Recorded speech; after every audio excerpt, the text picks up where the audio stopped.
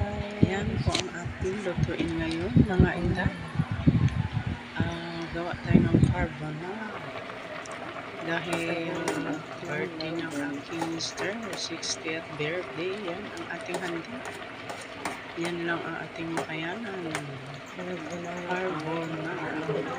Ayan, nilaga na natin at inano na natin ang noodles. Yan na ang mga ingredients. Ang tulo. Gisahin na natin. Ayan, mag-isa na tayo.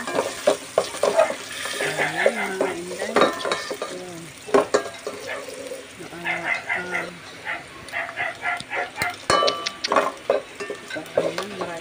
ang ating carbonara. May background pa tayo.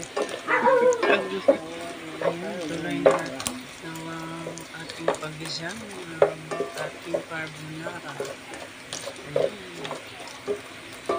Medyo tostado lang ang ating ham.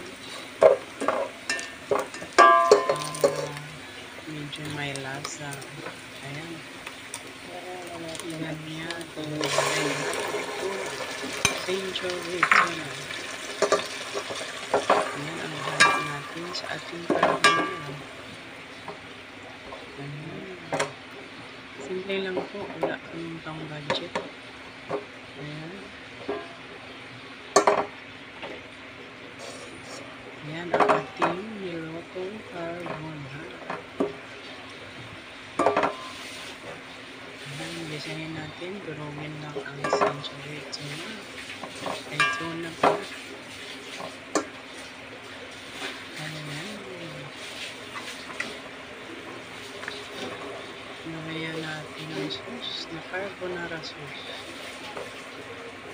Medyo malapot yung carbonara. May kulang pa yan. Wala na tayong budget. Walang Nestle cream. Basta malasa lang. Okay na yun. Kinulang na ng budget. Ayun. Ayan. Halo-halo lang tayo dyan.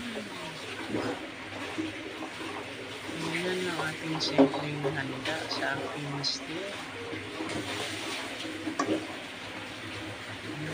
Tapos lagayan na natin yung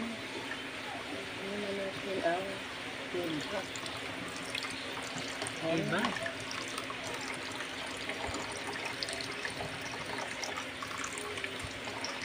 Parang naparami yata ang iba ni Inday.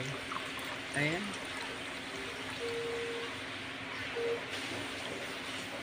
Ayan ang ating mga ingredients. Halo-haloin na natin yan.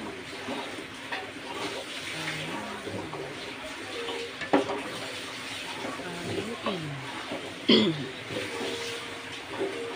Patuloyin muna natin yan. Takluan ng lapot.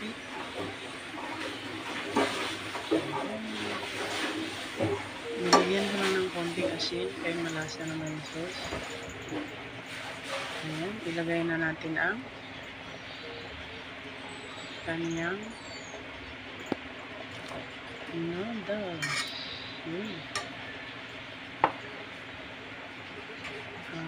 Halo.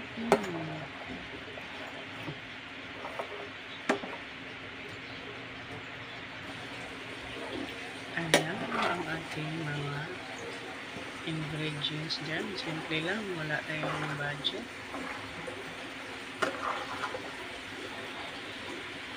Kalahating ano na yan, noodles, marami na pala. Kami lang naman kakain. Ang ating carbonara. Haluin natin ang ating carbonara.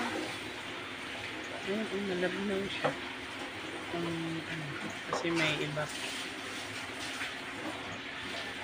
Kung may budget pa sana tayo, dagdagan pa ng Nestle cream. Okay na yan. May lasa naman. Ayan.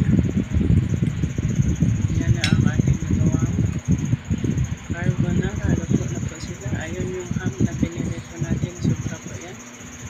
Yan, may ensaymada at tinapay. Yan na lang partner sa ating